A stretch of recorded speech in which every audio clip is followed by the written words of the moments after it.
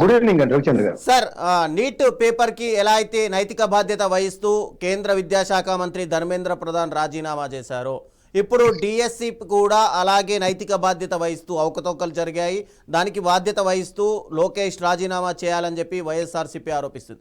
ప్రభుత్వం ఏమో లేదు, ఎలాంటి అవకతవకలు జరగలేదు, అంతా పద్ధతి ప్రకారమే చేశాము అని చెప్పి మెరిట్ లిస్ట్ ప్రకారమే అటు చెక్ చేసి మరి వాటిని ఉద్యోగాలు ఇచ్చాము అని ప్రభుత్వం చెప్తుంది. అయితే ఇక్కడ వైఎస్ఆర్సీపీ ఆరోపిస్తున్నది ఏంటంటే పొరామ నవీన్ సంబంధించి ఇక్కడ ఎస్సీఈఆర్టీకి సంబంధించినటువంటి అవుట్సోర్సింగ్ ఉద్యోగం, ఆయనకు మొదటి మెరిట్ లిస్టులో 1వ ర్యాంక్ వచ్చింది, తర్వాత మెరిట్ లిస్టులో అతని పేరు కనిపించకుండా ఉంది. అంటే ఇక్కడ అవకతవకలు జరిగాయి అని ప్రతిపక్షం భారీగా ఆరోపిస్తుంది. దీన్ని ఎలా చూడాలి? నిజంగానే అవకతవకలు జరిగాయి అంటారా? సార్ గుడ్ ఈవినింగ్ అండి. 9+ న్యూస్ ప్రేక్షకులకు ప్యానెల్లో ఉన్న పెద్దలకు మీకు కూడా మీరు 2 సమాధానాలు ఇక్కడ. ఒకటి ఏంటంటే ధర్మేంద్ర ప్రధాన్ గారు రాజీనామా, నీట్ లీక్, డిఎస్సి 2025 అవకతవకలు, అంతే కదా? సో ఇప్పుడు అసలు వైఎస్ఆర్సీపీ రెండింటి మీద చేస్తా కేవలం రాష్ట్రానికి మాత్రం పరిమితం ఉంటా? వైఎస్ఆర్సీపీ అది కూడా చెప్పాలి. నేను డిఎస్సి గురించి కూడా డీటెయిల్ చెప్తాను, నవీన్ గారి గురించి. ఇప్పుడు మన రాష్ట్రంలో ఆంధ్రప్రదేశ్లో అంటే వైఎస్ఆర్సీపీ ఆంధ్రప్రదేశ్ మాత్రమే పరిమితం అవుతుందని చెప్పారు జగన్మోహన్ రెడ్డి గారు. నీటికి సంబంధించి కూడా చాలా మంది అన్యాయానికి గురయ్యారుగా, గురయ్యారా లేదండి రవిచంద్ర గారు? మరి జగన్మోహన్ రెడ్డి గారు ఆ 1,00,000 మందో 1,50,000 మందికి ఒక్కసారన్నా సంఘీభావం ప్రకటించారా? వాళ్ళకి అన్యాయం జరిగింది, నేను కూడా ఒక కాక్రోచ్ అన్నారు కదా, ఇప్పుడు కూడా కాక్రోచ్ అని కూర్చోవచ్చు కదండి, ఎందుకు కలెక్టరేట్ లో ఏమంటా తిరుగుతున్నారు? ఇప్పుడు కూడా కాక్రోచ్ అని ఒకసారి ఒక మాట అంటే కూర్చోవచ్చుగా, మరి కలెక్టరేట్లు ఏమట లేకపోతే నిన్నేమో ర్యాలీలు అవన్నీ ఎందుకు చేస్తున్నారు?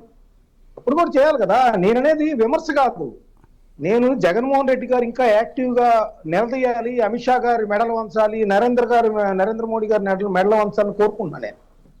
ఎందుకంటే కాక్రోచ్ జనతా పార్టీ పుట్టుకొచ్చింది ఇలాంటి జగన్మోహన్ రెడ్డి గారు లాంటి యంగ్ స్టార్ పొలిటీషియన్స్ కానీ ఎవరు కూడా రియాక్ట్ కాలేదు.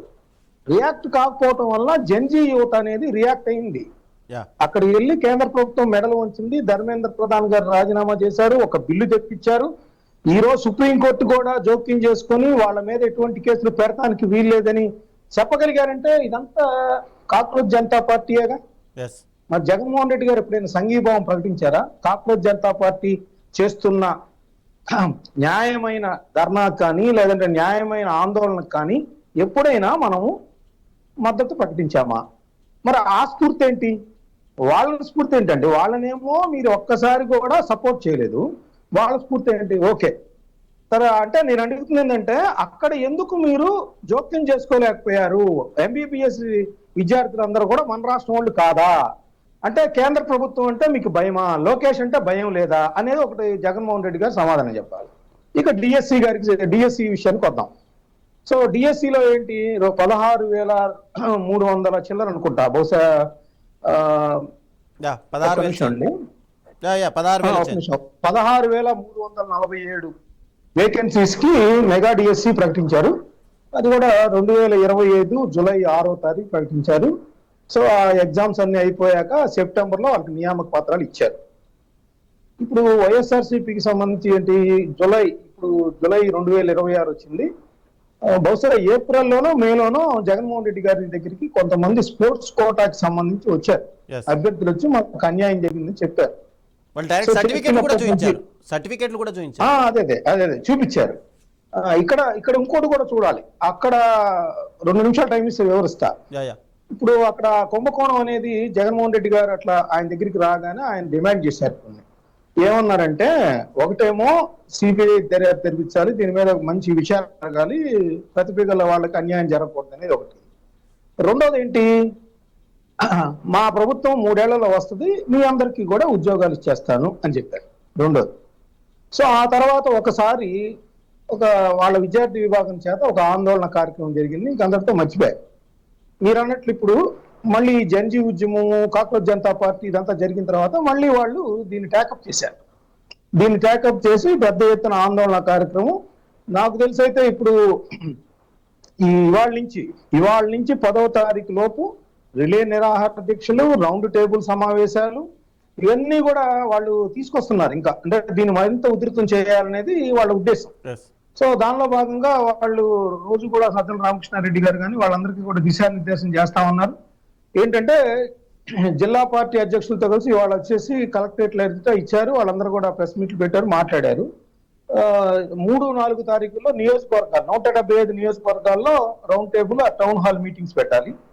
అదేవిధంగా రిలే నిరాహార దీక్షలేమో 6 నుంచి 9 వరకు, 10వ తారీఖు మళ్ళీ నియోజకవర్గాల స్థాయిలో ర్యాలీ.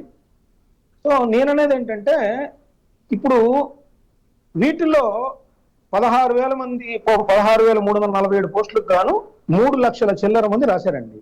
Yeah. ఇప్పుడు జన్జీ ఉద్యమం అంటే ఏంటి? 22 లక్షల మందికి అన్యాయం జరిగితే కనీసం ఒక 50,000 మందో 30,000 మందో ఢిల్లీకి చేరుకున్నారు. నిన్న జరిపిన ర్యాలీలో కానీ ఎక్కడైనా కూడా జగన్మోహన్ రెడ్డి గారు డిఎస్సీ అభ్యర్థులను ఎందుకు కూడగట్టుకోలేకపోతున్నారు? మరి డిఎస్సీ అభ్యర్థులు కూడా తెగింపు కనపడాలిగా. జగన్మోహన్ రెడ్డి గారు మా వెనకాల ఉన్నారు కాబట్టి మేమందరం నిలదీద్దాం లోకేష్ గారు రాజీనామాకని. ఎక్కువగా వాళ్ళ కార్యకర్తలు క్రియాశీలక కార్యకర్తలే కనపడ్డారనేది ఆ ఫోటోలు చూసిన అర్థమవుతుంది. చాలా మంది అదే చెప్తా ఉన్నారు. అంటే నేననేది ఏంటంటే నిజంగా అంత అవకతవకలు భారీ ఎత్తున జరుగుంటే విద్యార్థులు అభ్యర్థులు 3 లక్షల మంది ఉన్నారు కదా, ఒక 10,000 మందో 20,000 మందో వస్తారు కదా. డిఎస్సీ అభ్యర్థులు ఎక్కడ ఏరియా అనేది ఎదుర్కోవాల్సి వస్తుంది. రెండోది ఏంటంటే మీరు చెప్పారు నవీన్ కావచ్చు, ఇంకా గోల్డ్ మెడల్ వచ్చిన వ్యక్తిని కావచ్చు, దానికి సంబంధించి నవీన్కి సంబంధించి వాళ్ళు ఏం చెప్పారు? అజయ్ జైన్ అండ్ కోన శశిధర్ గారు ఇద్దరు కూడా ఎడ్యుకేషన్ ప్రిన్సిపల్ సెక్రటరీ ఒకళ్ళు, సెక్రటరీ ఒకళ్ళు. వాళ్ళు మొత్తం జగన్ గారి దగ్గరికి వచ్చిన అన్ని కేసులను కూలంకషంగా కేసు టు కేసు చెప్పి మేము ఒక రోజు పాటు 24 అవర్స్ ఇక్కడే ఉంటాం, ఎవరన్నా అభ్యర్థులు కావచ్చు రాజకీయ పార్టీలు వాళ్ళు కావచ్చు వస్తే మేము అనుమానాలను నివృత్తి చేస్తాం, దీనిలో ఎటువంటి అవకతవకలు జరగలేదు, ఎక్కడ అమ్మలేదు, అమ్మినట్టుంటే మాకు ఆధారాలు తెస్తే మేము వాళ్ళ మీద యాక్షన్ తీసుకుంటాం, లేదంటే మీరు నిర్ణయించిన దానికి కట్టుబడి ఉంటామని చెప్పారు. సో అక్కడికి ఎక్కడా కూడా వైఎస్ఆర్ కాంగ్రెస్ పార్టీ కానీ అభ్యర్థులు కానీ ఆ రోజు రాని పరిస్థితి. సో అయినా కూడా జగన్మోహన్ రెడ్డి గారు చేసిన దానిలో న్యాయం ఉంటే ఆయన వెళ్ళొచ్చు. కోర్టుకు కూడా వెళ్ళారండి రవిచంద్ర గారు. కోర్టుకు కూడా ఫస్ట్ వెళ్తే హైకోర్టు ఏమందంటే ఇది వేగ్గా వేశారు కేసు, దీనిలో ఆధారాలు కానీ ఏమీ లేవని చెప్పారు. సో మళ్ళీ తీసుకొని వీళ్ళు వెళ్ళి రెండోసారి కేసు వేస్తే దానిలో ఏమేశారు? ఈ అమ్ముకున్నారు ఇది కాదు వేసింది. 2017 నుంచి జూడో అసోసియేషన్ వాళ్ళు ఒలింపిక్ సంబంధించి పాల్గొన్నట్టు కొన్ని రకాలైన సర్టిఫికెట్ సబ్మిట్ చేశారు, వాటిలో ఫేక్ ఉంది, ఇది 2017 నుంచి కూడా ఈ దందా సాగుతుందని చెప్పేసి ఆ జూడో అసోసియేషన్ కూడా వేశారు కేసు. అప్పుడు ఏమంది 4 నెలలు టైం ఇస్తున్నాము, దానిలో ఏంటి గ్రామ సచివాలయాల్లో కొన్ని పోస్టులు, అదేవిధంగా ఎంబీబీఎస్ ప్రవేశాల్లోనూ పశుసంవర్ధక శాఖకు సంబంధించిన ఉద్యోగాల భర్తీలోనూ ఈ జూడో అసోసియేషన్ ఫేక్ సర్టిఫికెట్లు ఇచ్చారు అని వీళ్ళు చెబుతున్నారు. కాబట్టి 4 నెలలు ప్రభుత్వానికి టైం ఇచ్చి 4 నెలల్లో అది కరెక్టా కాదా చెప్పమని. అంతేగాని డిఎస్సికి సంబంధించి ఎక్కడా కూడా డైరెక్ట్ గా హైకోర్టు డైరెక్షన్ ఇచ్చిన పరిస్థితి లేదు. అయినా కూడా వాళ్ళు వెళ్తున్నారు, తప్పు లేదు. వాళ్ళకి అందిన సమాచారం మేరకు వైఎస్ఆర్ కాంగ్రెస్ పార్టీకి ప్రతిపక్ష పార్టీగా హక్కు ఉంటది కాబట్టి వాళ్ళు వెళ్తారు. నేనన్నది ఏంటంటే మీరు నవీన్ విషయం అడిగారు కదా, నవీన్ ఏం చెప్తున్నారు? కోన శశిధర్ గారు చెప్పింది ఓపెన్ గానే చెబుతున్నాం, అతను రాష్ట్ర ప్రభుత్వానికి ఉద్యోగం చేస్తున్నాడు కాబట్టి నేను వేరే దానికి వెళ్తున్నప్పుడు ఖచ్చితంగా పర్మిషన్ తీసుకోవాలి, ఆ పర్మిషన్ మా దగ్గర తీసుకోలేదు, తీసుకోకపోయినా కూడా మళ్ళీ అప్లై చేయొచ్చు, నేను ఆల్రెడీ రాశానండి, మీరు ఆయన పర్మిషన్ ఇస్తే జాయిన్ అవుతాను, అది గవర్నమెంట్ డిస్క్రిప్షన్, గవర్నమెంట్ యొక్క నిర్ణయాధికారాన్ని బట్టి ఉంటుంది. రెండోది ఏంటి, అతను ఎందుకు చేరలేదు అనేది అతను ఓపెన్ గా మీరు ఫోన్ చేసి అడిగినా చెప్తారు, అతను ఓపెన్ గానే ఉన్నాడు కదా, అక్కడ పరారవలేదు. ఎందుకు అవలేదు అనేది నవీన్ కూడా మనం అడగచ్చు, ఓపెన్ గా చెప్పచ్చు. రెండోది ఏంటి, ఇంకొక అతను హైకోర్టుకు వెళ్ళాడు, ఏంటి అతనికి గోల్డ్ మెడల్ వచ్చింది, సిల్వర్ మెడల్ వచ్చింది, కానీ సిల్వర్ మెడల్ సర్టిఫికెట్ మాత్రమే అప్లోడ్ చేశాడు, గోల్డ్ మెడల్స్ అన్ని అప్లోడ్ చేయలేదు కాబట్టి మేము ఇవ్వలేకపోయాము, మేము కోర్టుకు కూడా ఇదే చెప్పామని చెప్తున్నారు. సో ఇన్ని చెప్పినా జగన్మోహన్ రెడ్డి గారికి ఒక నమ్మకం ఉంది, ఏంటి అక్కడ కొన్ని అవకతవకలు జరిగాయి, పోస్టులు అమ్ముకున్నారు, అదేవిధంగా స్పోర్ట్స్ కోటాకి సంబంధించి కూడా చాలా అవకతవకలు జరిగాయని చెప్పారు. వెళ్ళొచ్చు, సిబిఐ దర్యాప్తు కోరచ్చు, దానిలో తప్పేం లేదు. అయితే జంజీ ఉద్యమంతో మాత్రం దీన్ని పోల్చకూడదు, ఎందుకంటే జంజీ ఉద్యమానికి మీరు సపోర్ట్ ఇవ్వలేదు. అక్కడ జరిగిన ఎంబీబీఎస్ విద్యార్థులకి జగన్మోహన్ రెడ్డి గారు ఒక మాట కూడా మాట్లాడలేదు, ధర్మేంద్ర ప్రధాన్ గారిని రాజీనామా చేయమని కానీ, లేదంటే లాఠీ చార్జీ మీద కనీసం బీజేపీ ప్రభుత్వాన్ని విమర్శిస్తూ గానీ ఒక కామెంట్ కూడా చేయలేదు. అట్లాంటప్పుడు వీళ్ళు ఉద్యమం చేయమనండి. డిఎస్సిలో ప్రతిభావంతులకు అన్యాయం జరిగితే, నిజంగా అన్యాయం జరిగి ఉంటే కనుక ఖచ్చితంగా న్యాయం జరగాల్సిన అవసరం అయితే ఉంది, దాన్ని అందరం సపోర్ట్ చేస్తాం.